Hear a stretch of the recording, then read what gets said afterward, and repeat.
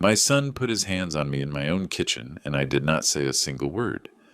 But the next morning, when he came downstairs, thinking his disrespect had gone unpunished, he froze in terror when he saw who was sitting at my dining room table. I was at the head of the table, smoothing out the lace tablecloth. When Michael walked in with that air of his, like he owned the world, he did not even notice the swelling on my lip. He was too focused on himself.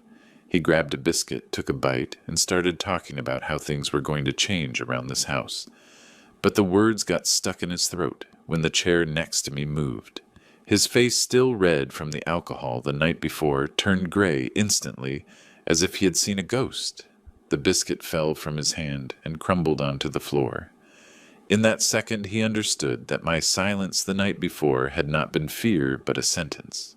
But for you to understand how we got to that breakfast, that felt more like a courtroom, I have to introduce myself properly. My name is Arthur Sullivan. I'm 68 years old. I'm a widower, and I live in an old neighborhood in a southern port city, the kind with old houses with wide porches, wooden balconies, and huge oak trees shading the street. I have always been a quiet man. I raised my son alone after my wife Mary passed away. I worked whatever jobs were needed so that Michael never lacked anything. But until about 6 hours ago, I did not know I was sleeping with the enemy under my own roof. It all happened, or maybe it all finally broke, around 3 in the morning. Michael came home. I was in the kitchen, sitting in my rocking chair, listening to a hymn on the radio, very low to calm my nerves. Outside it was raining hard, but what startled me was the sound of the key scratching in the lock, clumsy and aggressive. He stumbled in, smelling of cheap bourbon and cigarettes. I stayed quiet. He threw his keys onto the hall table, and I heard something break. It was my blue ceramic vase, the one that had belonged to my grandmother. He did not even turn his head. He came into the kitchen, and when he saw me, his rage seemed to swell even more. He started shouting, saying everything was my fault, that his life was a mess, because I cared more about the house and my old junk than about him. I stood up slowly and told him, "Son, go to bed. You're not well." That was it. That sentence was the trigger. He came at me. A 41-year-old man, strong against his own father. He grabbed me by the arms and shook me so hard I felt my teeth rattle. Then he shoved me. I flew back against the china cabinet. The hard wood hit my back and my head smacked against the glass. And it did not end there. He raised his hand and slapped me across the face. The blow sounded dry. The pain was hot and immediate. I tasted iron in my mouth. My lips split open. I did not scream. I did not cry. I stayed there, curled in a ball on the floor, looking at him. And him? He snorted. He turned around and went up the stairs, leaving his father bleeding in the kitchen. The silence that remained in the house after was heavy thick, the kind of silence that stays when something breaks, and you know it cannot be fixed. I went to the small half-bath in the hallway. I looked at myself in the little mirror and washed my face with cold water. I saw the cut on my lip, the beginning of a bruise on my cheek. In that moment, looking myself in the eyes, I did not see a victim. I saw Arthur, the man who had survived too many things to put up with this. I decided right there that this would be the last time. I went back to the kitchen, cleaned up the blood, and instead of going to bed to cry, I started cooking. It was the only thing I could do to not lose my mind. I took out the flour, the butter, the yeast. I grabbed the new set of non-stick champagne-colored baking sheets my sister Sarah had sent me. She told me they were the best, that nothing sticks to them, and they were pretty and tough, too. I used them all night. While the world slept and my son snored upstairs, I baked dozens of biscuits on those trays. Every time I kneaded the dough, I thought about what I had to do. With every golden batch that came out of the oven, my plan became clearer. I was not going to fight with shouting. I was going to use the only language Michael had forgotten: respect and the law. I set the table as if it were Christmas. Lace tablecloth, the fine china fresh coffee, everything perfect. When the clock struck 7:30, I was ready. The smell of food drifted up the stairs like bait. I knew he would come down, and I knew he would think everything was fine because a father puts up with everything, right? What he did not know was that this time the endurance came accompanied by justice. Michael came down with his face swollen from the hangover and that usual arrogance. He saw the table set and gave a crooked smile. He thought he had won. But at 8 o'clock sharp, the doorbell rang and his world started to crumble. The first batch of biscuits came out of the oven a little after 4 in the morning. The smell of butter spread through the kitchen, that smell that should mean home quiet Sunday's rest. But in that early morning it was the smell of my determination. I placed the hot tray on the rack, and the metal made a small ping in the silent house. My hands covered in flour looked like a ghost's hands. I moved with a calm that did not feel like mine, as if I had put on armor over the old man who had been on the floor hours before. While I prepared the second batch of dough, my eyes fell on something on the counter next to the sugar bowl. It was one of those modern digital frames with a black screen. Sarah gave it to me for Christmas. No more dusty albums, Arthur, she told me on the phone. I bought it online. It's beautiful. You load the photos and it plays one after another, so you remember the good times. And there it was, day and night, parading photos of my life. A loop of happy memories, a constant reminder of everything I had lost. Just when I looked at it, a photo appeared. It was Michael. He must have been about 8, standing in a fishing boat on the lake, his hair messed up by the wind, and a huge smile showing the gap where he was missing a tooth. He was holding a small fish with both hands like it was a giant trophy. Beside him was me, younger, holding the rod and laughing. And on the shore, Mary, his mother, was laying out the picnic blanket. That image hit me in the chest. I leaned against the counter, staining my shirt with flour. I closed my eyes, and I was no longer in my kitchen at 4 in the morning with a split lip. I was back in that summer of 1990 at Emerald Lake.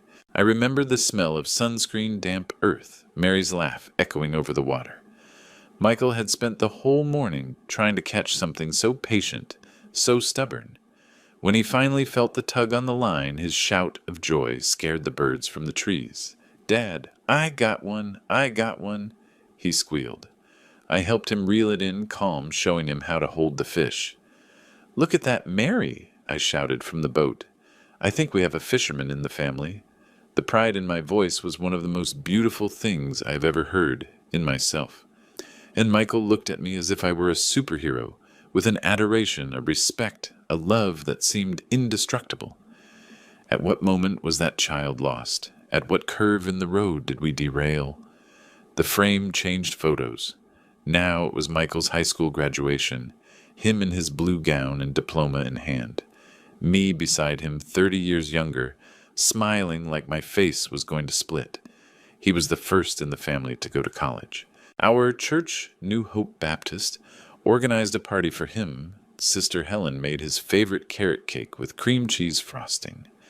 Pastor John said a prayer from the pulpit, calling him our young scholar, an example for all.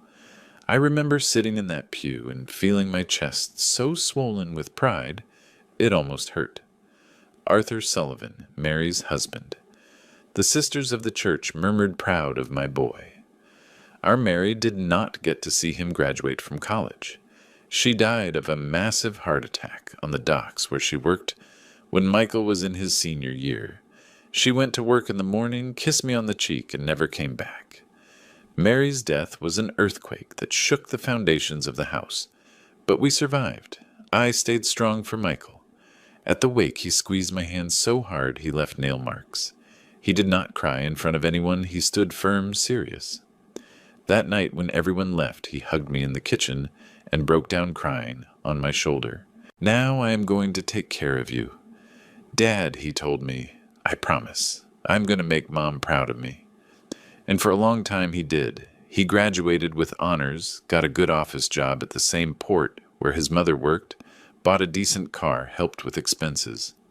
On Sundays he took me to church, sat beside me in the pew, and sang the hymns with his deep voice. The old folks in the neighborhood looked at him and said, "Arthur, you did a good job." Mary would be proud of that boy. I lived off that pride. He was my son, my light. Seeing my son turned into a good, respected man was proof that all my sacrifices had been worth it. The image in the frame changed again. A more recent photo, a barbecue on the patio about 3 years ago for the city festival. Michael was at the grill wearing an apron that said King of the Grill. He was a bit heavier, but he looked happy. The neighbors were there, Judge, Linda, her husband who was still alive then. It looked like a perfect life straight out of a magazine, but happiness sometimes is just a photograph, a frozen instant. Because it was right after that barbecue when the cracks started to show. It all started at his job. Restructuring was the word they used. The port was modernizing, bringing in new people with new ideas. Michael's position, secure for almost 20 years, was suddenly optimized. They demoted him, sent him to a corner with far fewer responsibilities, and what is worse for him, much less respect. For Michael, it was not just losing a title. It was as if they had erased his mother's memory. He felt that Mary's legacy, a woman who gave her life there, had been insulted. He did not tell me the details at first. He just became quieter. But it was a different silence from mine that morning. His was sharp, full of thorns. He started coming home later. His breath smelled of alcohol, but I pretended not to notice. Long meeting, he would lie, and I pretended to believe him. Then money started to get scarce. "Dad, can you lend me $200? I will pay you back at the end of the month." I gave it to him. He never paid it back. Then it was 500, and it went on like that. The first time he raised his voice at me in a way that scared me, I will never forget it. It was over something stupid, a kitchen faucet that was dripping. I had asked him 3 times to check it. That Saturday, I asked him again while I was washing some collard greens. He was sitting reading the paper. He did not even look up. "Let it drip, damn it," he muttered with a rudeness that threw me off. But sun water is being wasted, and the noise makes me nervous. Then he exploded. He threw the newspaper on the table with such force that the coffee cup jumped. He stood up, and for the first time he towered over me. He was no longer my boy, my proud youth, but a big, enraged man. "A faucet!" he shouted, and his voice boomed in the kitchen. "You worry more about a damn faucet than my life, which is going down the drain. If Mom were here, she would not have allowed this. She was a real woman. She would have fixed it. But no, I got stuck with you, an old man who worries more about a faucet than his own son." I took a step back. My heart was racing wild.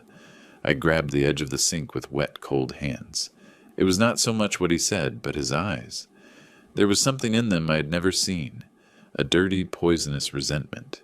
And for the first time in my life, I felt fear of my own son. Not fear that something would happen to him, fear of what he might do. I did not answer. I watched him grab the car keys and leave, slamming the door. I stayed in the kitchen listening to the drip. Drip, drip, drip. Each drop marked the beginning of a new era in this house, the era of fear. I sighed, returning mentally to that cold morning. The smell of biscuits filled the oven again. I took out the tray with the heat hitting my bruised face. The digital frame changed again. A photo of Mary and me on our wedding day, so young with so much hope. "Oh, Mary," I whispered to the empty house, "you would not like at all the man our son has become." I reached for the bowl to start the 3rd batch. I was going to need a lot of biscuits. I had important guests for breakfast, and I knew Judge Linda loved my biscuits with peach preserves. The old grandfather clock in the living room struck 5. The deep chimes expanded through the house, marking another hour of my vigil. I already had 3 trays, cooling golden biscuits lined up like little soldiers. My kitchen, which had always been my refuge, my place of creation, had turned into a war room. My body was starting to send the bill. My back, where I had hit the cabinet, hurt with a constant stab. My swollen lip throbbed. Exhaustion was getting into my veins like a slow poison. I needed coffee. Strong. I went to the counter and pressed the button on the coffee maker. It was one of those programmable ones I bought a few months ago, red, beautiful, matching the kitchen accents. I had bought it, thinking that if Michael woke up with the smell of fresh coffee, maybe he would be in a better mood. Maybe he would not get up with that black cloud over his head. How naive, trying to sweeten the bitterness of a man with the smell of coffee. For months, that coffee maker had been just another tool in my routine of walking on eggshells. I made sure the coffee was ready. His favorite mug, a big blue one, clean in its place, the newspaper on the table. Any detail out of place could be the spark for a whole day of insults or punishing silences. While the hot water started to drip onto the filter and the aroma filled the kitchen, I let myself fall into the chair for a moment. I closed my eyes. The pain in my back intensified, and with it came a wave of memories from the last 2 years. They were not like the happy photos in the frame. They were memories I always pushed to the back of my mind. After that first explosion over the faucet, nothing was ever the same. That incident opened a door inside him, a door through which a monster came out that I did not know. And I, out of fear, out of shame, out of a father's love that was rotting, let him make a nest in my house. The final firing came 6 months later. They called him in on a Friday afternoon, put him in the boss's office, and gave him a cardboard box for his things. 20 years thrown in the trash. He came home pale, carrying the box, as if it were a coffin. He did not cry or scream. He left the box in the middle of the living room, went up to his room, and locked himself in for 2 days. I knocked on the door, brought him food, begged him to come out. Nothing. On the 3rd day he came out, but he was no longer himself. What little remained of that proud boy the church applauded disappeared. Since then everything was my fault. If it rained, it was my fault. If his football team lost, it was my fault. And above all, his mother's absence was my fault. You never understood her, he would scream at me with breath smelling of liquor at 3 p.m. Do you think she was happy killing herself at that port? She gave her life for you and for this house. And what did you do? You turned the house into a museum. You worshipped the chair where she sat more than the son she left you. It was cruel, and it was a lie. Mary loved her job. She was proud to support us with her hands. And I loved her. I did not worship things. I took care of memories. But how do you explain that to someone who has decided to rewrite his history to justify his misery? The house, once my refuge, became a battlefield. I learned to read the signs, how he slammed the car door, the sound of his steps on the porch. I could guess just by that if the night would be screaming or frozen silences. Both things were torture. The financial manipulation got worse. He stopped asking to borrow. He started demanding. He started using my credit card without permission. I saw the statements. Charges at bars, liquor stores. I tried to talk to him. Michael, we have to control the spending. The answer was always the same. It is my money too, the money Mom left. Or do you think this house runs itself? He forgot that I had my own pension. Mary's pension and what I still earned doing repairs and small jobs for the neighbors. But in his head, everything was his. The house, the money, and apparently I was also at his disposal, to be used and mistreated. I became a prisoner in my own home. I stopped inviting my friends for coffee. Sometimes my neighbor and best friend, Judge Linda, would look over the fence. Arthur, is everything okay? I have not seen you for days. And I lied. Oh, Linda, it is the rheumatism, you know. I am resting. The shame ate me alive. How was I going to admit that my son, the pride of the neighborhood, treated me like a rag? How could I tell her I was afraid inside my own 4 walls? I remember one night a few months ago. He came home drunk as usual, but this time he was euphoric. He had won some money at a pool game. He came into the living room where I was watching TV and flopped onto the sofa, laughing loudly. He wanted to start talking, but I was exhausted from that emotional roller coaster. I just wanted peace. Son, I am tired. I am going up to sleep, I told him, getting up. The change in his face was instant. The smile vanished. Sure, he said with venom, when I am finally in a good mood, you abandon me. But when I am down, you stand there looking at me with that martyr face as if I were a worm, right? He stood up and planted himself in front of me, blocking the way. He did not touch me, but he got so close I felt his breath. He started speaking softly, and it was worse than when he shouted. You like this, do you not, Dad? You like seeing me suffer. It makes you feel superior. The saintly widower who sacrificed everything for his ungrateful son. Is that the story you tell yourself to sleep? He spent almost 10 minutes spitting that poison at me, and I stood there pinned, shrinking inside. When he finally moved away, I went up the stairs trembling. I locked the door and sat on the bed. And for the first time in a long time, I cried. I cried in silence, pressing my face against the pillow so he would not hear. The beep of the coffee maker brought me back to the morning of the plan. The coffee was ready. I got up the pain in my back, reminding me that the violence of that night had been different. He had crossed a line. He had touched me in a fit of rage. And the slap. That slap was not just on the face. It was on the soul. I opened the cabinet and took out the good china. The set they gave me on my wedding day with little hand-painted blue flowers. I almost never used it. It was for special occasions, and I decided that this precisely was the most special occasion of my life, the day of my liberation. I set the table with almost ceremonial care. Lace tablecloth plates, silver cutlery that I had polished the week before. In a small vase, I placed a white camellia from my garden. The table was beautiful, a picture of peace and order, a perfect lie. As I placed the cups, I thought about the storm that continued outside. The rain hitting the glass, the wind howling. I felt like nature reflected my own chaos. But for the first time in a long time, I was not afraid of the storm. Not the one raging outside, nor the one sleeping upstairs. I knew that when the sun came up, my own storm was going to break for real. I looked at the clock. 5:45. I still had time. Time to bake the last batch of biscuits and make the calls that would change everything. The house was about to wake up, and Justice, believe me, was going to be served hot with coffee. It was exactly 3:15 when the key scratched in the lock. I know because the grandfather clock had just struck 3, and I had counted the 15 seconds following it, nailed to the rocking chair, wrapped in my thick navy blue flannel robe. I bought it last winter because the dampness of the port gets into my bones. That morning I clutched it against my chest, seeking warmth, some kind of protection against the cold coming from inside me. The door flew open as if it had been kicked and slammed against the hallway wall. The noise echoed in the silent house. My heart sped up. I held my breath. Michael entered a silhouette cut against the dim streetlight.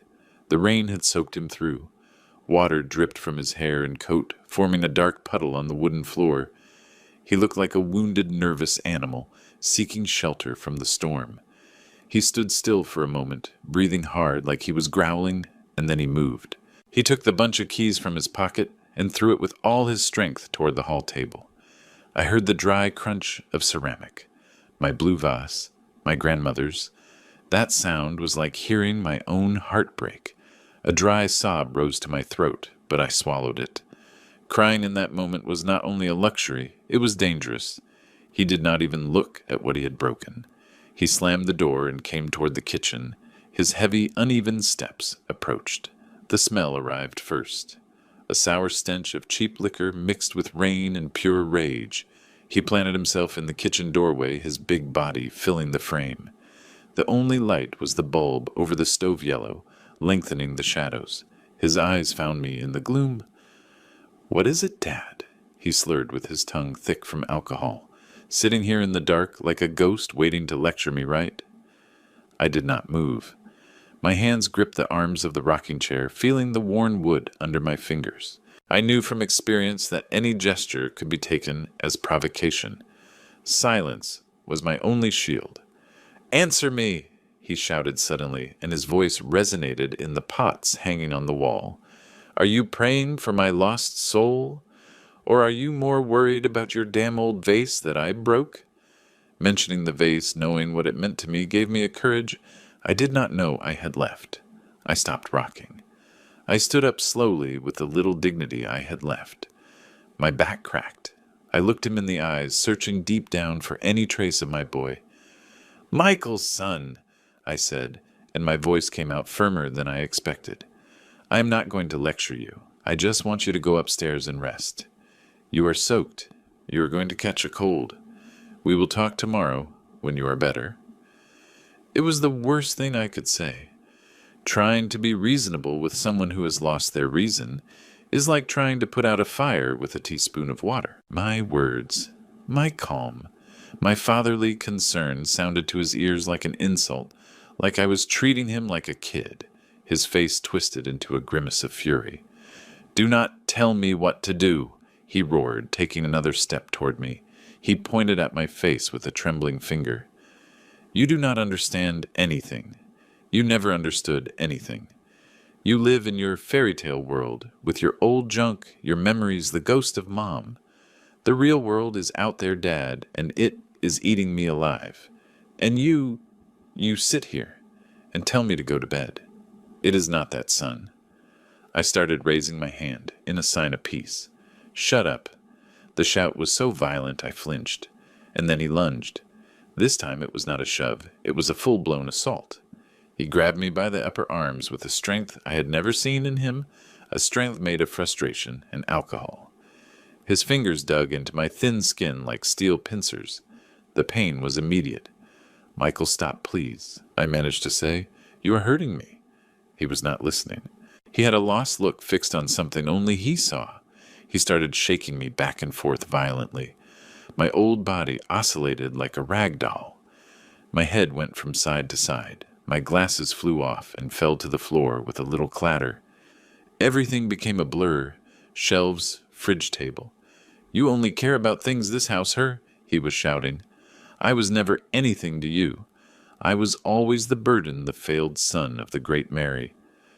In a moment, my feet stopped touching the floor, and he threw me. He did not push me. He threw me. I flew toward the wall where my grandmother's cabinet stood. Time slowed down. I saw the dark wood approaching slowly and at the same time too fast. I did not have time to protect myself. The impact was brutal. First my back, a dry hit against the wood. I felt like my spine was snapping. The air escaped me in a groan, and immediately my head, dragged by inertia, hit against the corner of the furniture. An explosion of white light behind my eyes, a dry crack in my skull. The world went white for a second. A sharp ringing filled my ears. I slid down the wall to the floor, my legs soft as jelly. The pain was absolute. Whips on my neck, knives in my back, burning in my arms where he had held me. I was stunned, disoriented. I tried to focus. Everything was spinning. I saw him a few steps away, chest-heaving, fists clenched. He looked at me from above with an expression I could not read. I thought, that is it. It is over now. He will realize what he has done. But no. He took another step. I shrank instinctively, raising my arms to cover myself, and his hand came open fast, violent. The slap resonated with a wet, dirty sound. He hit me full in the face. My head snapped to the side. I felt my lips split as it hit against my own teeth, and the hot, salty taste of blood filled my mouth. That was the final act. He stood there for a few seconds looking at me lying on the floor, my son, the baby I taught to walk, to talk, to pray. And I did not recognize him. The man standing before me with those eyes full of hate was a stranger, an intruder, a monster. And then, without saying a single word, as if he had finally expelled all his poison, he turned around. He left me there, bruised and bleeding on the kitchen floor, and went up the stairs. I heard his heavy steps above the creaking of the hallway, then the slam of his door. That sound sealed his fate, and mine. The silence that fell in the kitchen after the slam was the heaviest thing I have felt in my life. It was not a quiet silence. It was a void. A silence of an explosion of after a bomb, when everything has been destroyed and the dust has not settled yet. Only the rain could be heard stubborn, and the constant ringing inside my head. I stayed on the floor, curled up with my arms around my knees, like a scared old man. And for a moment, that was exactly what I was. A 68-year-old man, alone, injured, on the floor of his own house because of the person he loved most. The tears started to fall, silent hot, sliding down my cheeks and mixing with the blood on my chin. They were not tears of anger, they were of absolute pain. Not just physical, but of betrayal. The pain of looking at the son you raised and seeing a stranger. The pain of realizing that the love you gave, the life you gave, had produced this. A man capable of raising his hand to his father. I thought of Mary. What would she say if she saw me like this? She was a sweet woman, but firm. In 30 years, she never raised her voice at me. She treated her own father as if he were made of glass. If she saw what her son had become, her heart would break all over again wherever she was. The image of my wife gave me a spark of strength. I could not stay on the floor crying. Mary would not have wanted that. My mother neither. My grandmother, who faced things I cannot even imagine, much less. I was made of something harder. I had forgotten. With a groan, I pushed myself up, holding on to the table leg. The cold wood was my anchor. Little by little, inch by inch, I got to my feet. My legs were trembling. I held on to the edge of the table, breathing deep so I would not faint. Everything was moving. When I felt a little steadier, I went leaning on the furniture to the hallway bathroom. Every step hurt. I turned on the light. I looked in the mirror. The yellow light was unforgiving. The man looking back at me was broken. My gray hair, which I always wear combed back, was messed up strands sticking to the sweat. My face, my left cheek, red, swollen, the skin around the eye darkening already into an ugly purple. My lip split, swollen with a dark scab of dried blood in the corner. I raised my hand and brushed the bruise with my fingertips. The skin burned, and touching it, I did not feel just physical pain. I felt humiliation, shame. That mark was not just a blow. It was the visible proof of my failure. The failure of a father who did not see the monster growing. The failure of a man who let fear silence him. And it was right there, looking at that mark, when the sadness started to transform into something else. Something cold, hard rage. Not Michael's hot, explosive rage. It was a cold, calculated rage. A rage that does not shout, it whispers, and what it whispered was never again. I turned on the cold water, cupped my hands, and splashed water on my face 1, 2, 3 times. It stung my lip, but it was a pain that woke me up. I washed away the blood, the sweat, the tears. I dried myself with a small towel, dabbing around the injury. I looked at myself again. The broken old man was gone. The one looking back had steel in his eyes. There was pain, a very deep one that maybe would never go away, but fear not any more. The fear had burned away with that cold rage. In its place was decision. A deadly calm, the calm of someone who has hit bottom and discovered the ground is rock, and from there can push off to rise. I thought about my options. I could do nothing. In the morning, I would put on stage makeup if needed to cover the bruise. I would say I fell. Michael might come down with a repentant child's voice, teary, promising it would not happen again. I would pretend to believe him, and we would go back to the same dance, walking on broken glass until the next explosion. Until when? Until he pushed me harder? Until my head hit a corner and I did not get up? No, that option was dead and buried. I could pack a suitcase and leave. Call Sarah, ask her for shelter. Abandon my house, my memories, my life. Leave Michael there drowning in his bitterness and alcohol. But that house was mine. Mary and I paid for it with our sweat. Why did I have to run? I had done nothing wrong. I was not going to be the fugitive. I refused. Only the third option remained the hardest, the most painful. The only one that could truly save my life, and in a way who knows his too. I left the bathroom.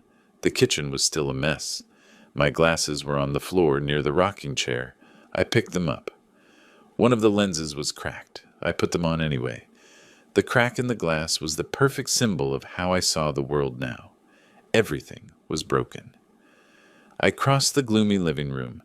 The tick-tock of the clock sounded louder, marking the rhythm of my decision. I went to the phone, one of those old rotary ones I have on a side table, but I did not use it. I went to the kitchen and grabbed the cordless one, the one I bought a few years ago, with big lighted keys meant for old folks. I bought it because sometimes my fingers get stiff from arthritis. I never imagined how grateful I would be to have those big buttons, because in that moment my hands were shaking, not from fear, but from a nervous determination. I took the device to the dining room. I sat in my chair at the head of the table, the same chair where hours later everything would happen. I took a deep breath and made the first call. The night was still dark, but my mind had never been so clear. My plan started to come together, piece by piece. It was not a revenge plan. It was a survival plan. I did not want to destroy my son. I wanted to stop the monster he had become. And if for that I had to break his heart and mine into 1,000 pieces, so be it. Some hearts need to break so the light can get in. I thought about the concealer I had lying around in a drawer for age spots, for dark circles. For a second I thought about using it. Then I opened the drawer, saw it, and slammed it shut. No more covering up. No more hiding. The truth, however ugly, had to be seen. Above all, Michael had to look at it straight in the light of day. The shame would no longer be just mine. From that moment, I was going to share it with him. I was sitting in the darkness of the dining room with the heavy cordless phone in my hand. The silence of the house was almost absolute, broken only by the rain and the electric hum of the refrigerator. I looked at the lighted keys. Each number seemed like a challenge. Dialing meant making it real. It meant crossing a point of no return. For a second, the father in me, the one who spent whole nights nursing fevers and helping with homework, hesitated. A weak voice whispered, "He is your son, Arthur. Your only son. How are you going to do this to him?" Then the throb in my head beat strong, and the metallic taste returned to my mouth. The doubt evaporated. That man snoring upstairs was not my boy. My boy would never have thrown me against a piece of furniture nor slapped me. That man was a dangerous stranger, and I had to protect myself. I took a breath and dialed the first number. My hands shook, but my fingers pressed firmly. The ringing tone that brrr, brrr sounded obscenely loud in the silent house. It was almost 4 a.m. I was waking up a 73-year-old retired judge. On the third ring, a sleepy but instantly alert voice answered. "Hello? Linda, it is me, Arthur. Forgive the hour, please." There was a pause. I heard her move the rustle of sheets. The sleepiness left her instantly replaced by concern. "Arthur, for God's sake, what happened? Are you okay?" "It is about Michael. Judge Linda Rivas has been my neighbor for over 40 years. We have seen our children grow up door to door. We have buried our spouses a few months apart. We have shared countless cups of coffee on the porch. But Linda is more than a friend. Before retiring, she was one of the most respected judges in the region, one of those women who faced a system made for men, and won. Her mind is sharper than any knife. Her presence commands respect in any room. If anyone could understand the mix of love and terror I carried inside, it was her. I swallowed hard. The shame burned in my throat. "I need you, Linda," I managed to say. It happened again. But this time, it was worse. I did not have to explain more. She sighed on the other end, a heavy sigh, not of surprise, but of sad confirmation. "He hurt you, Arthur." My eyes filled with tears, but my voice came out firm. "Yes. Call the police," she said without hesitating. "This is not a consultation, it is an order." "I'm going to call," I answered.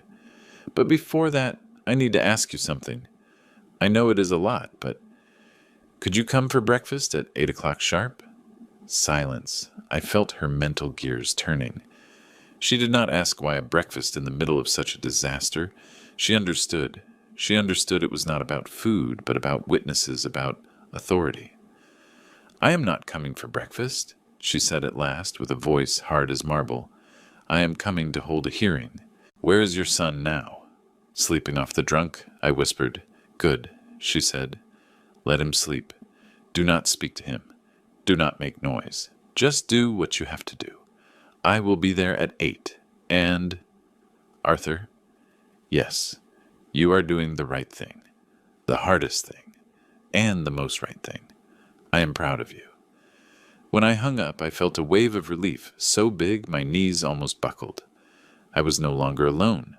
The cavalry was on the way, and mine wore an impeccable linen suit and knew the Constitution by heart. I took a deep breath and dialed the second number. The police. An operator on duty answered with a tired voice. "City Police." "What is your emergency?" "It is not exactly an emergency right now," I said, trying to keep my voice calm. "My name is Arthur Sullivan. I would like to speak with Inspector Daniel Miller, if possible." "Sir, it is 4:30 in the morning. The inspector is off duty." I know I insisted with a firmness that surprised myself. "We go to the same church, New Hope Baptist. Please, I need you to locate him. It is for a case of domestic violence. I am the victim." The operator's tone changed instantly. Bureaucracy gave way to urgency. "One moment, sir." I waited with my heart pounding against my ribs. "Inspector Daniel is a good man, a deacon at the church. He has seen Michael grow up, had him in the youth group.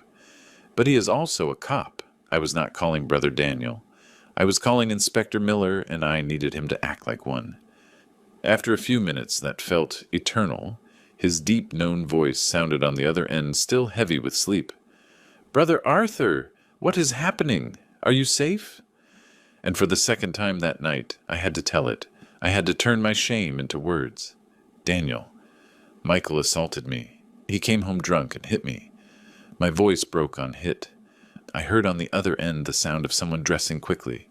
"Where is he now, brother? Is he still there? Do you need me to send a patrol right now?" No, I said too fast. "He is asleep. Now I am sure. I do not want them to come now. I do not want sirens or lights waking up the whole neighborhood. I want to do it my way with dignity." I knew I was asking for something outside protocol. "I have a plan," I added. "At 8 o'clock, Judge Linda Rivas will be here. I want you to come too, Daniel. You and 2 other officers. I want you to come in, sit down, and handle it like civilized people before you take him away." Daniel sighed, torn between the rule and affection. "That is highly irregular, brother." "I know," I said. "But you know me. You know Michael. You know that if a squad car arrives with sirens blaring, he will spin out of control, he will shout, he will resist. I do not want a show. I want him to look me in the eye, to look at Judge Linda, to look at you. I want him to understand what he has done. I do not want it to be another drunk dragged out of his house. I want him to feel the weight of his people's disappointment.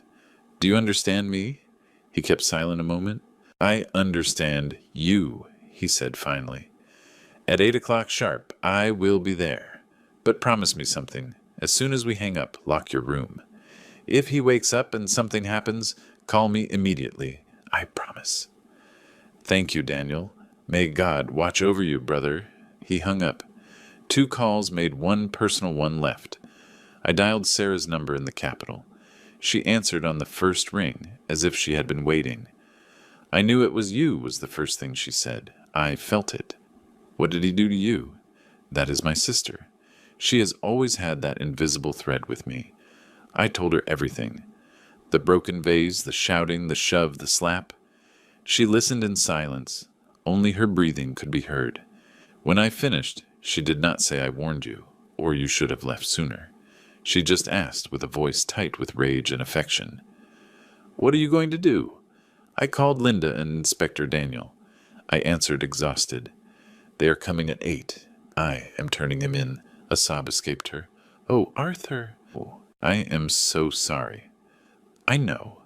I just wanted you to know. Someone in the family needs to know what I am doing, so that if I ever doubt you remind me of tonight, I will remind you," she promised. "Tomorrow morning I am taking the first bus. I will be there by afternoon.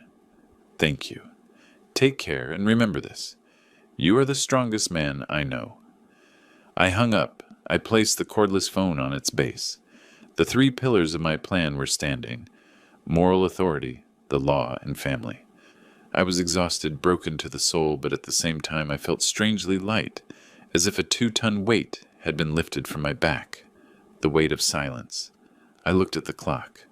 Almost 6. The sky was starting to lighten from a deep black to a bruised gray blue. The storm outside was subsiding. I had 2 hours. 2 hours to finish breakfast, to get cleaned up, to prepare for the final battle. I went to the kitchen and started making the peach preserves.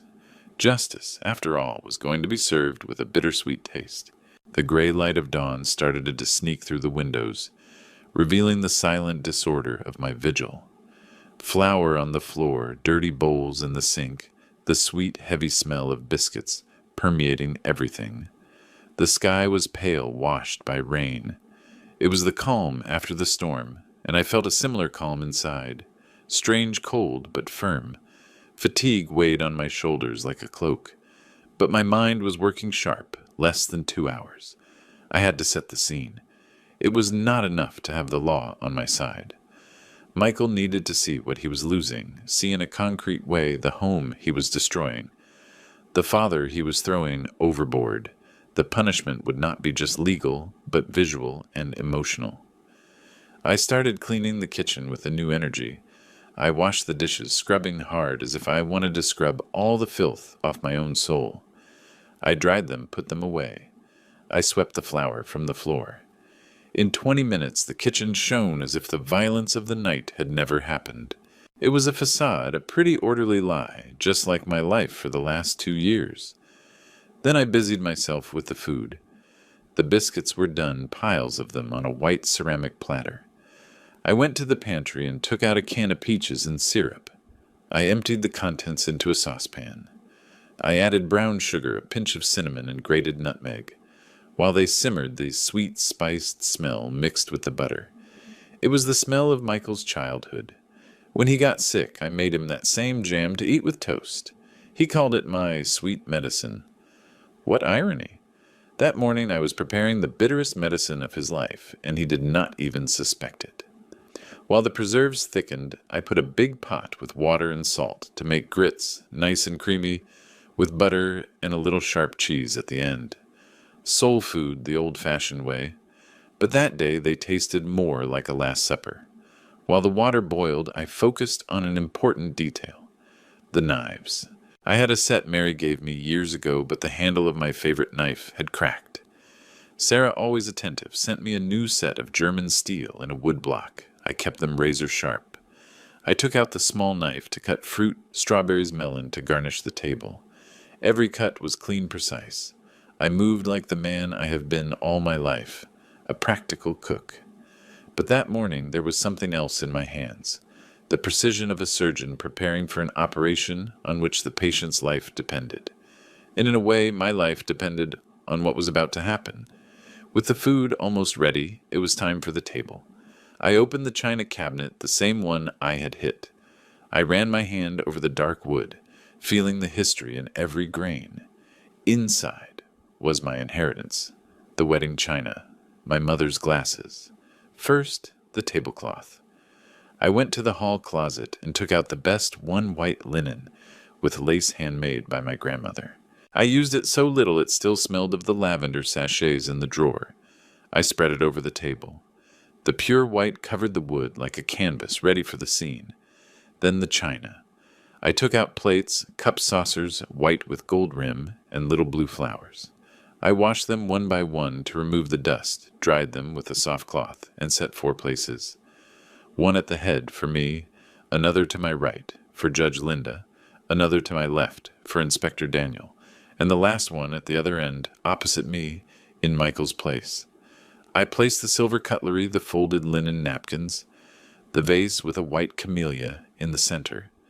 The table looked set for a king or for a sacrifice. Sometimes the line between both is very fine. Everything was ready. The food, the table. Only I was missing. I went up the stairs. They creaked, always in the same pattern. I passed by Michael's door. I could hear him snore, that heavy snore of someone sleeping without conscience, without any idea of the earthquake coming his way. For an instant I felt a prick of pity, an almost unbearable desire to open the door, shake him and shout, "Wake up, son! Wake up before it is too late!" But I did not. I inhaled deep and continued to my room. My room was my refuge, orderly, simple, the patchwork quilt made by me, lace curtains filtering the gray light. I went into the bathroom and looked in the big mirror. The blow was worse. The bruise under the eye almost black, the lip more swollen. I needed a shower. I washed away the fear, the flour, the sweat. I turned on the hot water. I let the steam fill the bathroom. While the water ran down my bruised back, it burned, but also soothed. I tried not to think. Just feel the water, the soap. When I got out, I dried myself and went to the closet. I did not hesitate. I went to the back, where I hang the clothes I almost never use, and took out the suit. A dark suit, Sunday best, navy blue, almost black single-breasted jacket, and well-pressed trousers, white starched shirt. Elegant, sober, the kind used for church for a funeral, or as he was going to discover, for a trial. I put it on. It fit perfectly. I combed my hair back carefully. I went back to the mirror. The contrast of the dark suit with my pale skin and the bruises made the marks stand out more. And that was exactly what I wanted. I was not going to hide anything. My wounds were going to be my witnesses. I put on the lumbar support belt I had stored skin-colored discreet. I fastened it under my shirt, pulling it tight. It held my back immediately, relieving the pain of the hit against the cabinet and forcing me to stay upright. I was not going to slouch. Not that day. I looked at the clock on the nightstand, 7:40. It was almost time. I went back down. The house smelled of coffee and warm bread. I filled the porcelain pot with the fresh coffee, served the grits, in a tureen the preserves, in a glass bowl. I placed everything on the table. All perfect, dangerously perfect.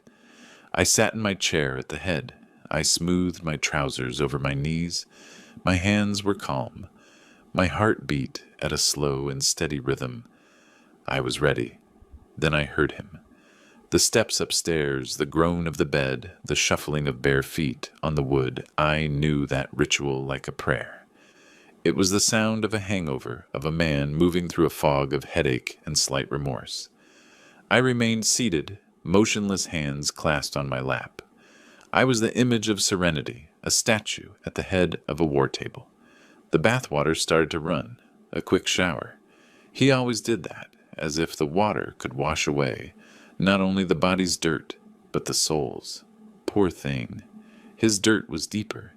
The steps resumed their path, now coming down the stairs, one step after another, heavy.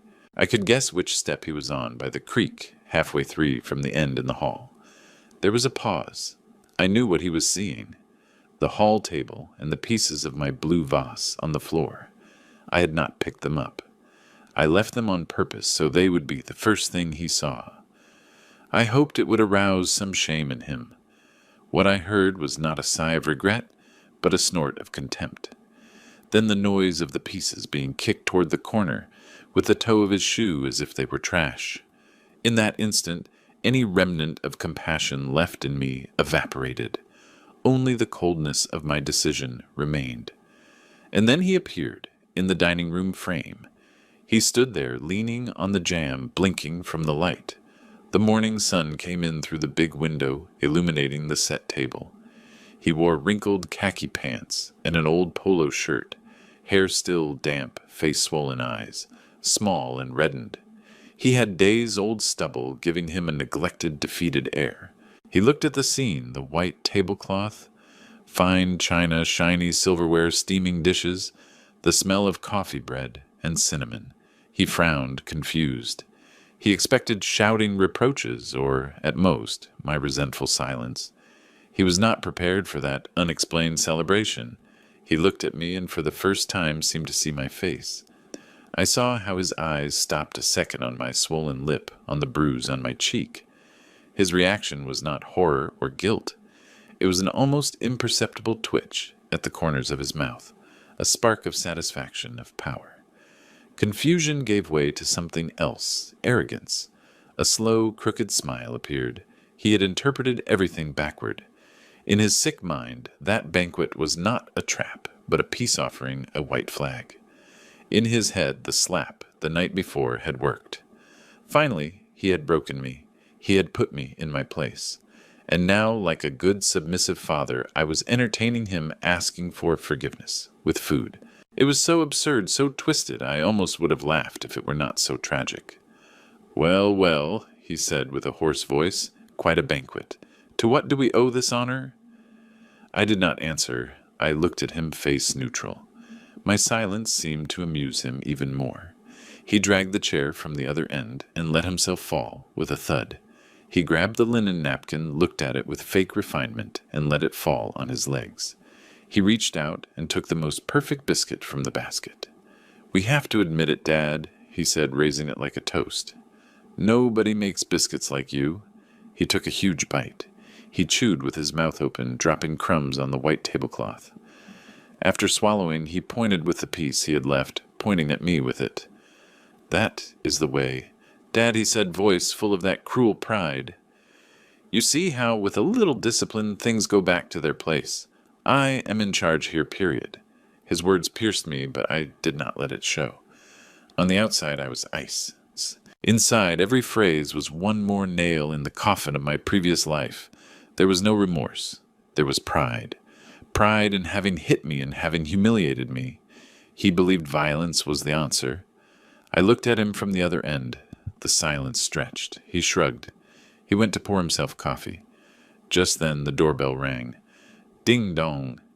A clear, precise, punctual sound. Michael froze, hand suspended over the coffee pot. A wrinkle of annoyance marked his forehead. "Who the hell is coming at this hour? Did you invite someone?" "Yes," I said. It was the first word I spoke that morning. My voice sounded calm, firm. "I invited them." "What?" he grunted, slamming the cup down. "I do not want to see anyone. Send them away, whoever it is." I ignored the order. I put my hands on the table. I sat up slowly and stood. I smoothed the front of my jacket. I walked without rushing down the hall. "Dad, did you not hear me?" he shouted behind me. I said, "Send them away." I did not look back. My shoes made a soft sound on the wood. I reached the door. I took a deep breath. I saw my distorted reflection in the glass.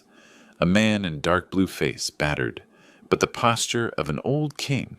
It was the moment. I turned the knob and opened. The morning air, fresh and damp, entered the house. On the porch were the three people I expected.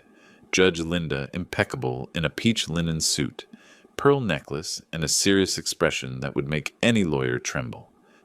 Beside her, Inspector Daniel, tall uniform, perfectly pressed cap in hand, face hard with concern and duty. Behind them, two young officers with professional, neutral expressions. I looked at Linda. She looked at my face, my lip, my eye. I saw a flash of fury in her gaze, but she controlled it in a second. She only nodded, barely. "I am here," that minimal gesture said. "Good morning, Arthur," she said with the firm voice of a judge. "Good morning, Linda." "Inspector," I responded with the same calm. "Come in." "Coffee is served." I stepped aside. They entered in silence one by one. Their mere presence filled the hall. Authority entering my house. They walked behind me toward the dining room. Michael, who had gotten up annoyed by the commotion, was in the doorway when he saw us appear. And there it was when his world came crashing down. Upon seeing the group enter, seeing Judge Linda with her courtroom bearing, seeing Daniel's uniform, and the other officers, his face came undone. The arrogance evaporated like sugar in water. It went from annoyance to confusion, and from confusion to absolute panic. The blood drained from his face. His eyes went from me to them, from them to me. He opened his mouth, but nothing came out. The hand holding the piece of biscuit went limp. The biscuit fell, hit the porcelain plate with a dry clink, rolled and crumbled on the floor. That small sound marked the end of his reign. The silence suddenly was heavy. Only the tick-tock of the clock in the living room could be heard. Every second marked Michael's agony. He was frozen, face gray, eyes wide, looking for an exit where there was none. He looked at me, and for the first time I saw a terrified question in his eyes. "Dad, what have you done?" I did not have to answer. Judge Linda did it with her actions. With a calm as elegant as it was intimidating, she took a step forward. She ignored Michael as if he were a piece of furniture. She walked to the table with a firm step. She did not sit in the spot I had set to my right. No. She went to the head opposite the chair Michael had left, empty the chair. That by right had always been mine, and Mary's the head of the family. She dragged it with a smooth movement. The sound of wood on the floor resonated in the room. She sat down. She adjusted her jacket, placed her purse on the floor, and then, yes, she looked at Michael. There was no anger or compassion in her look, only the weight of 60 years of friendship with me and a lifetime applying the law. It was a look that stripped the soul. Under it, Michael seemed to shrink. That big man who hours before had thrown me against the wall now looked like a clumsy, scared child standing in a room too big for him. The inspector and the other 2 officers stood in the doorway, positioned strategically. They said nothing.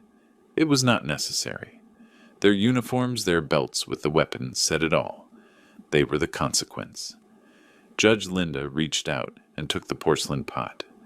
"This coffee smells wonderful, Arthur," she said, with the same voice she would use at a tea for seniors. She poured a cup, added a little milk, stirred with a silver spoon.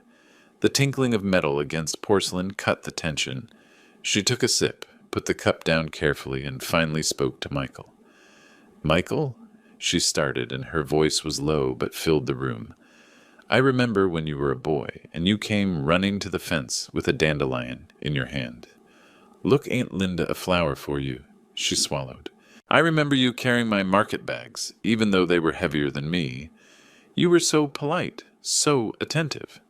'Let me get that Aunt Linda, do not strain yourself,' you used to say."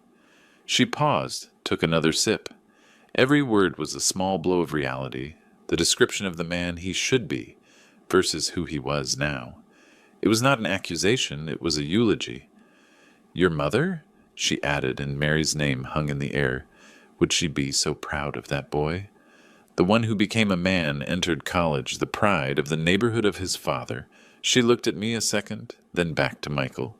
Her tone hardened. "Where is that man, Michael?" He opened his mouth. "Aunt Linda, I do not know what you are talking about. This is just a family misunderstanding." It was the worst thing he could have said. "A family misunderstanding?" she repeated with irony. "Look at your father's face, Michael. Look at it well. That split lip, that bruise under the eye. Does that look like a misunderstanding to you?" He lowered his gaze to the floor, to the biscuit crumbs. "No," she said, voice now sharp. "That has a name, and we both know what it is." That was the signal for the inspector. He stepped forward, taking a small notebook from his pocket. His presence became larger. "Michael Sullivan," he said without a trace of the brother. "Daniel we knew from church. In the last 6 months, we have received several complaints from neighbors. Loud music, shouting, arguments at odd hours." Michael shrank even more. "We also have a record of an altercation at the Salty Dog Bar 3 weeks ago. You were seen involved in a fight. You left with a warning." He looked up, surprised. He knew. "And we have notice of 2 traffic stops, where you were almost pulled over for reckless driving after leaving that same bar. In summary," he closed the notebook, "you were already on our radar." A heavy silence fell. "And then today at 4:37, I received a call. Report of assault at this address. The victim, your father, Arthur Sullivan." Every word from the inspector was another nail. His record read aloud in the dining room of his childhood, in front of the man who watched him grow. The humiliation was almost tangible. I stood up. All eyes came to me. My back hurt, but the belt held me straight. I was not going to bend. I walked around the table and stood next to Linda's chair. I put my hand on her shoulder and felt her firmness. I looked at my son. For the first time in a long time. It was he who looked away. "Michael," I began with a voice I did not recognize as mine. It had no sweetness, only the clarity of someone who has crossed hell. "I want you to understand something. This is not about hate. It is about something more complicated." Before coming down to the dining room, I had put a little balm on my lips. No color. I did not want to disguise, just prevent them from splitting more. What I had to say had to come out whole without stuttering. I did not call them out. Of hate. "Michael," I said, marking every syllable. "I called them because I love you." He let out a bitter laugh. You love me? And that is why you call the police? Sometimes I answered without blinking. The greatest act of love is not protecting someone from the consequences of their actions, but putting them right in front of them clear, so they cannot dodge them. The room went silent. Only the steam from the coffee moved, rising in little threads. The trap was set, the witnesses in place, the law present. It was time for the victim to speak. Michael gave a nervous little laugh. You call this love? His voice broke. This is betrayal. You hand me over to strangers. It is a family matter, Dad. Ours. No Michael Linda cut in cold as a scalpel. It stopped being a family matter when you raised your hand against the man who raised you. In that moment, it became a matter for the community, for the law, and if you allow me, mine too. The force of that last sentence shut him up. Arguing with me was one thing. Arguing with Judge Linda Rivas, quite another. I still had my hand on her shoulder, drinking from her strength. I looked at my son, that scared man-child across the table, and finally, the torrent of words I had been swallowing for 2 years came out. Family matter, I repeated, voice low but charge. Let's talk about family then.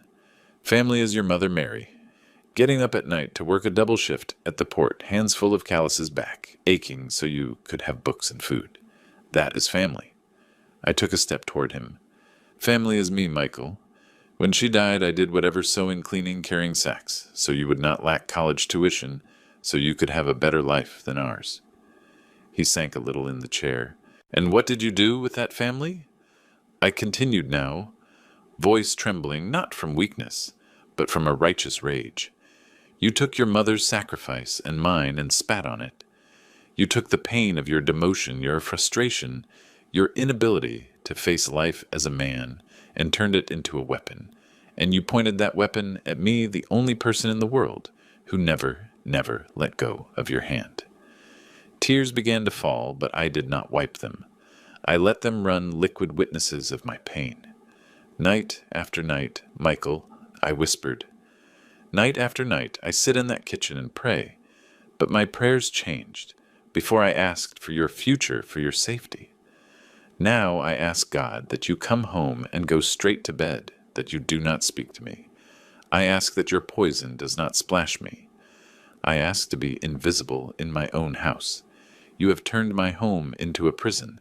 You have turned my fatherly love into a sentence. I did not want to hurt you, he stammered, lifting his head at last. His eyes were full of tears, but they were tears of self-pity. I had too much. I lost my head. It will not happen again, Dad. I swear. I swear to God. No, I interrupted, shaking my head slowly. Do not invoke God's name in this house. Not today. How many times have I heard you say it will not happen again? How many hungover mornings crying, asking for forgiveness? And I, like a fool, believed them all. I forgave you. I covered for you. I cleaned up your messes. I lied to the neighbors. I hid my tears. I protected you. And do you know what my forgiveness achieved? I leaned over the table, resting my knuckles on the tablecloth. It gave you permission. My silence and my forgiveness told you it was okay to shout, break, humiliate. And last night they told you that you could hit me. The word hit remained floating, indelible. And do you know what was the worst? I continued in a hoarse whisper. It was not the pain. The physical pain goes away. The bruise will go down. The lip will heal. The worst was your silence after your back going up the stairs, as if you had just stepped on an insect. Your absolute lack of remorse. I looked at the inspector. He had a serious face and moist eyes. Father of 2 girls, he understood. I saw you born, Michael, I continued. I was there when your mother screamed in pain and joy in the same room. I held you in my arms when you were still purple and crying, and I thought there was nothing in the world I would not do for you. And the love I feel for you remains the strongest thing I have. But my love does not force me to be your punching bag. My love does not force me to be an accomplice to your destruction. Protecting you from yourself at this point would be that helping you destroy yourself and take me with you. He started crying for real with a child's sobs. Dad, please do not do this. I will go to rehab, quit alcohol, go back to church, whatever you want, but do not let them take me. Please, it is a family thing. It's a family. The inspector cleared his throat. The law is clear in cases of assault, Michael, he said without hesitation.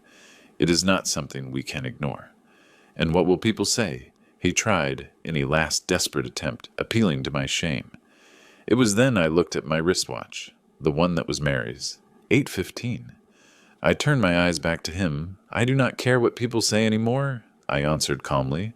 I have spent 2 years living, worried about that. And look where we are. From today, there are 2 things that matter to me, my life and my peace. And my peace? Michael starts with your absence from this house. I sat back in my seat. I took the napkin, placed it on my lap, and served myself some grits. I was not going to eat them. My stomach was in knots, but the gesture was symbolic. I was reclaiming my table, my life. Linda nodded. She looked at Michael, who was a mess. Your tears do not move me, boy, she said without a shred of sweetness. An abuser's tears are always for himself, never for the pain he has caused. Your father doing this is giving you the only chance you have left looking in the mirror, without excuses, without the bottle, without the shield of his easy forgiveness. He is forcing you to grow up, and that Michael is the hardest and truest act of love you will ever receive. Then she looked at the inspector and made a slight gesture. It was the gavel hitting the table. The trial was over. The sentence was coming. The inspector put away the notebook, took a step forward. The young officer positioned himself behind Michael. The air, which was already dense, became almost unbreathable. Michael Sullivan, Daniel said with official voice. Stand up, please, and put your hands behind your back. Michael's sobs cut off. He looked up with a mix of panic and disbelief. You cannot be serious, he stammered. Daniel, please, you have seen me since I was a boy. Are you going to arrest me in my house in front of my father?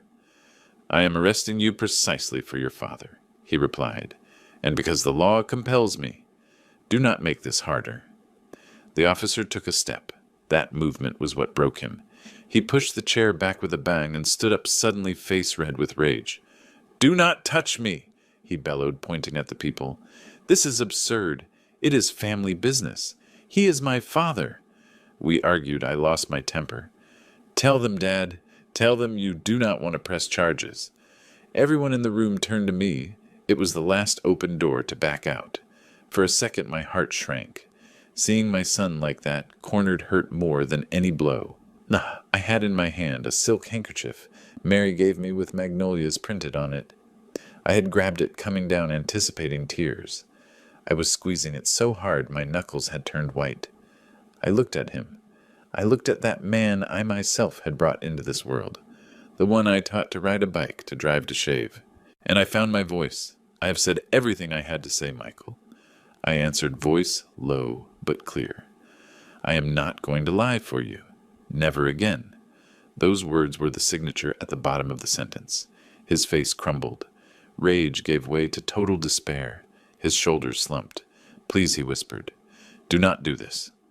The inspector waited no longer. With a movement learned 100 times, he took his arm and turned him. The other officer held the other hand, and then it sounded. The metallic click of handcuffs closing the sound of my freedom and his deepest bottom. Michael let out a moan of defeat.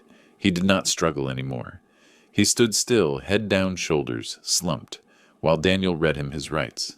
It was not exactly the speech from the movies, but the essentials were there. He had the right to an attorney to remain silent, that anything he said would be used against him. As they led him out of the dining room, he passed by me and stopped for an instant. He raised his head and looked at me, face wet with tears. I thought he was going to ask for forgiveness. You are going to regret this, Dad, he said instead with a thread of poisoned voice. You are going to be left alone in this old house with your junk, and you're going to regret it. It was his last attempt to instill fear, but fear in me had died that morning. I looked at him without blinking. I did not feel hate. I felt immense sadness and pity. It may be that one day it hurts me that we came to this, I answered serene. but I will never regret having chosen my own life today." The inspector pulled him gently, and they continued toward the door. I heard them cross the hall. The other officer opened the door. Sunlight flooded in. I did not go to the door. I did not want to see the faces of the neighbors peeking out windows. I did not want to see my son's expression getting into the car. I stayed in the dining room entrance inside. I listened to his steps on the porch, the low voice of the inspector, and then the car door slam, a hollow sound, then the engine moving away, until everything went silent. But it was another kind of silence, not the heavy silence of the early morning, but a light one. Painful, yes, but clean, the silence of a house without fear. I stood there, I do not know how long. My muscles tense for hours started to loosen. The adrenaline left, leaving a ferocious exhaustion. My knees buckled.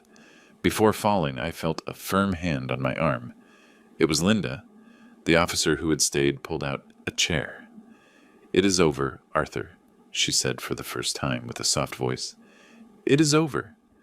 It was then, sitting in my own dining room with the smell of coffee and biscuits still in the air, and my best friend by my side, that I allowed myself to fall apart. I covered my face with my hands and cried. I cried for the loss of my son, for the shame, for the pain. I cried for the child he was and the man he never became. I cried for the loneliness I knew awaited me, and I cried also for the terrifying relief of being finally free. The days after Michael's arrest were the strangest of my life. The house felt huge to me. Every creak, every tick of the clock resonated in the hole he had left.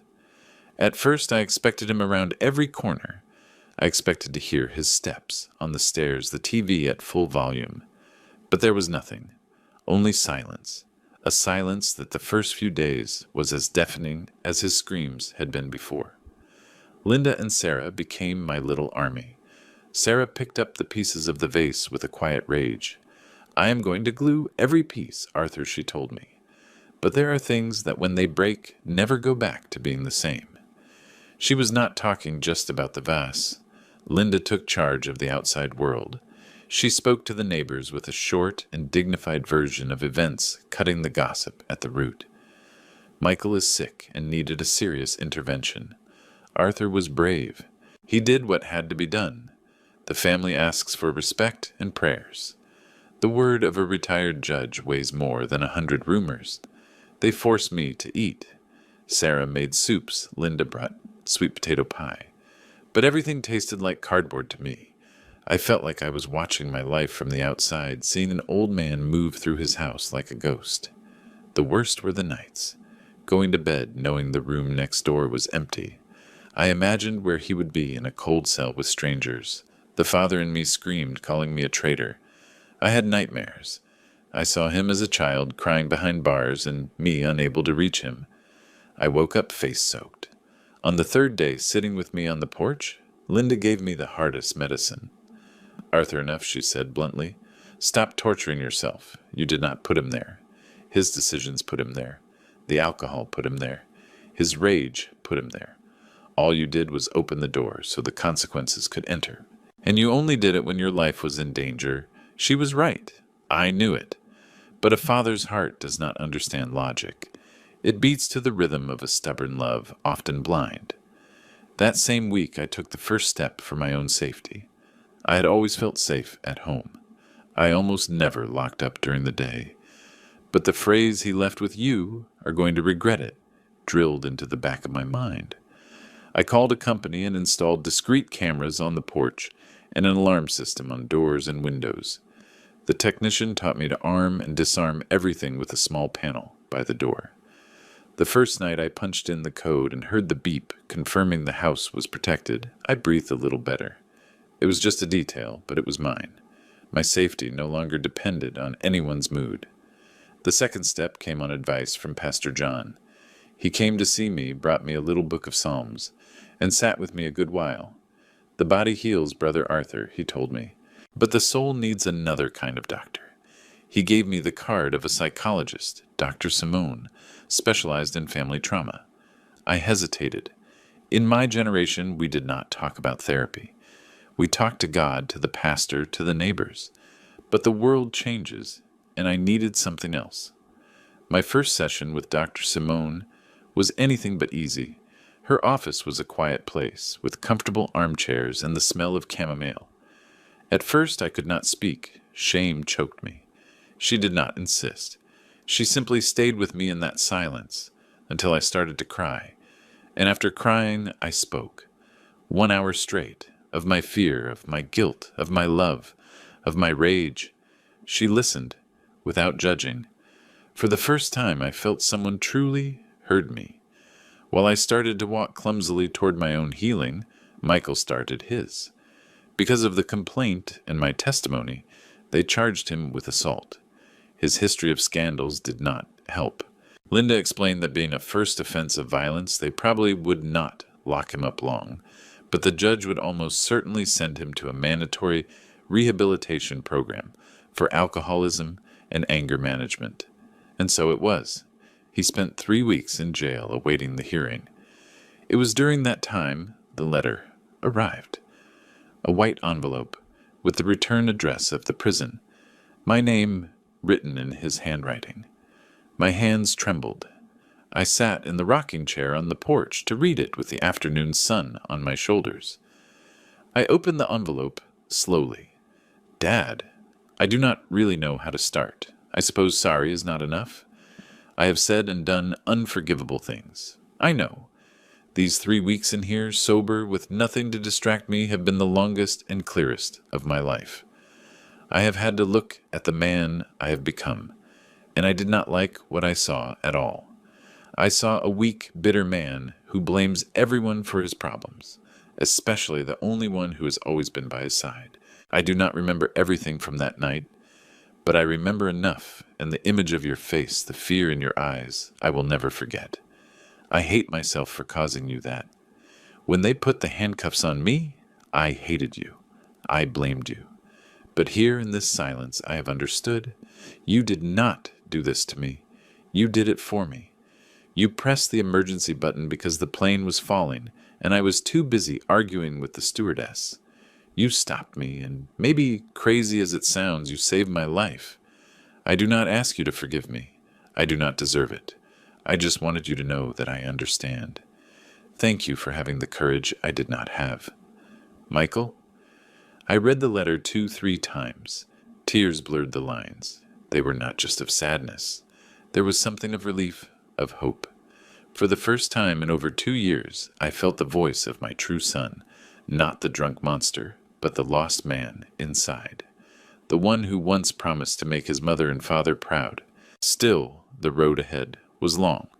The judge sentenced him to 6 months in a rehab center, inpatient, and a year of probation with mandatory therapy. 6 months seemed like an eternity, but for the first time I saw a light at the end of the tunnel, a long, dark, narrow tunnel, but light at last. In those months I focused on me. I kept going to therapy with Dr. Simone. I went back to the church workshop group. I started inviting Linda for coffee again. Little by little, my house started to feel like home and not prison. The silence stopped scaring me. It became peace. I bought a tablet, one with a big screen. I learned to use it to read, see news, make video calls with Sarah. The world, which had shrunk to the walls of my house, started to widen again. After the 6 months, a mediator from the rehab center called. Michael had finished the program. He was sober. He was working bagging groceries at a supermarket and lived in a small apartment on the other side of town. He wanted to see me, not at home, not alone, but in a mediation session with a therapist present. My heart shrank, fear, hope, doubts, all at once. Was I ready? Did I want to see him? I looked at the living room, the afternoon sun coming in my plants, the photos. I was at peace.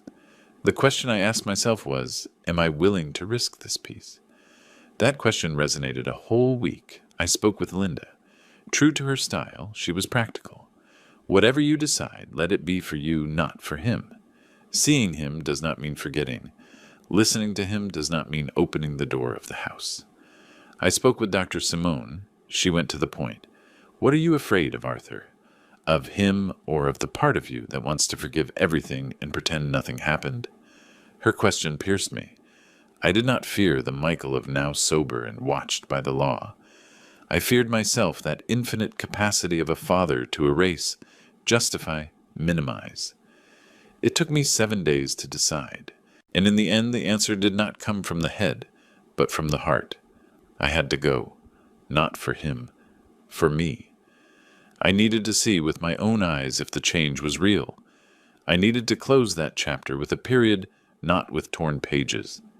The session was on a Tuesday afternoon at a community center near the clinic, a neutral place. I drove myself. My hands were gripping the wheel so tight my knuckles hurt. I wore a simple cotton shirt and dress pants. I felt like I was going to a funeral.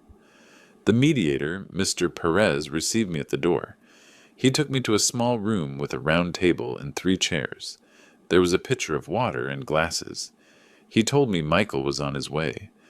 I sat back, straight bag on my lap. I waited. Every second weighed. When the door opened, the man who entered was not the monster of that night, but not the boy in the photos either. He was a stranger. He was thinner without the alcohol bloat. That showed the cheekbones he inherited from Mary, the hair short, the beard trimmed. He wore a simple shirt, ironed, and jeans. But what had changed most were the eyes. They were no longer red, injected with rage. They had a tired clarity, the look of someone who has cried a lot and had to look in the mirror. He stopped in the doorway upon seeing me. He did not smile. He only looked at me with panic and hope mixed. The mediator indicated the chair opposite me. He sat, leaving space. He explained the rules. Respect, do not interrupt. The goal was not to reconcile, but to communicate. Then he gave the floor to him. Michael clasped his hands on the table. They were trembling a little. He looked at his hands.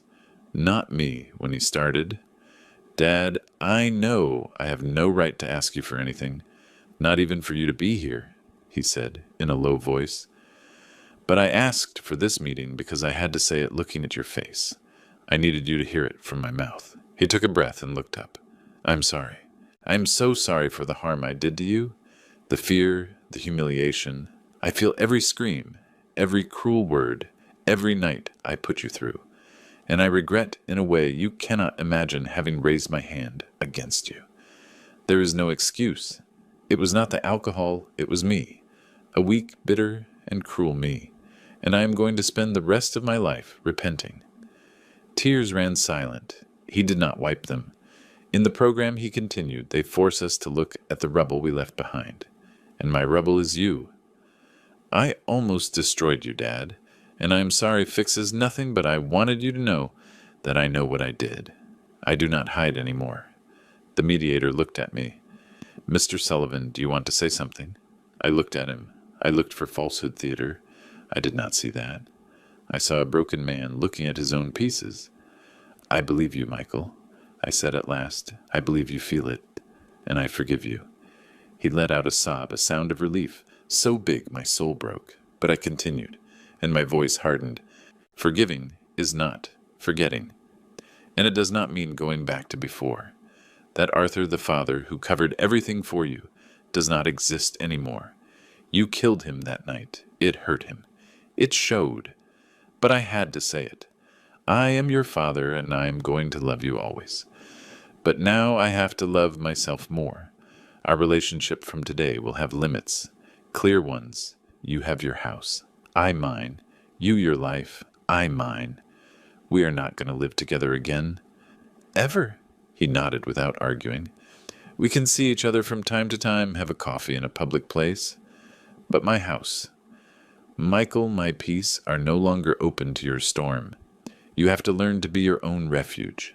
Every word weighed, but it was the most honest thing I've ever said. A year has passed. We have been taking baby steps. We kept the agreement. Every 2 weeks we meet at a coffee shop halfway, always at the same table by the window. He orders black coffee, me tea with lemon, and we share a slice of apple pie. We talk about his job, bagging groceries, about my garden, about the weather, of the past little. He continues in therapy. He goes to his Alcoholics Anonymous meetings. He has not touched a drop of alcohol since he got out. Our relationship is not the same. The blind intimacy of father and son is gone, maybe forever. In its place, something new has grown, a cautious respect, a love with borders. It is a sadder relationship, perhaps, but it is safe. And today, for me, safety is worth more than anything. Now, sitting on my porch, feeling the afternoon breeze, I finally feel peace. The house is quiet, but it is a good silence. It is my silence. My son is alive. He is sober. And at his 40-something, he is starting to be the man he should have been at 20. It took a terrible act, an immense pain to get here. I have learned that a father's love does not consist of enduring everything in silence. True love sometimes consists of drawing a line in the sand and saying, I love you, but I love myself more, and you do not cross here. And that sometimes the family you choose to hold you up, a judge neighbor, a sister who crosses half the country, is stronger than the blood that tries to sink you. And what would you have done in my place? Do you think I did the right thing? Tell me in the comments, and tell me what city you are listening from. If this story touched your heart, leave a like so I can keep bringing more stories like this. Thank you for your love. Now on screen you will see other stories that I am sure you are going to like. Click on one to keep listening, and do not forget to subscribe. Until the next story.